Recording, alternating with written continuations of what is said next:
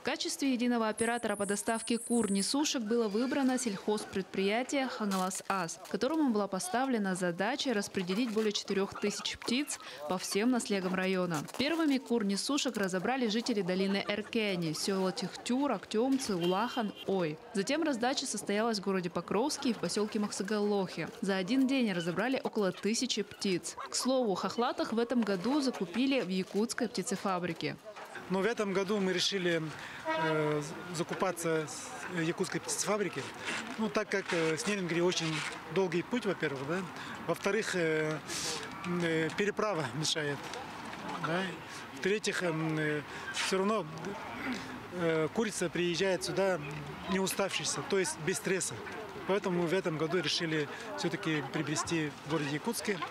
По программе мы оплачиваем транспортные расходы, а сами жители покупают за 250 рублей. Это очень хорошая цена для нашего населения. Как и в прошлом году, предварительно формировались списки желающих приобрести кур-несушек, и по этим спискам была организована раздача. В прошлом году туристы взяли 10 штук, они все хорошо неслись. И вот нынче хотим взять 15 штук, побольше.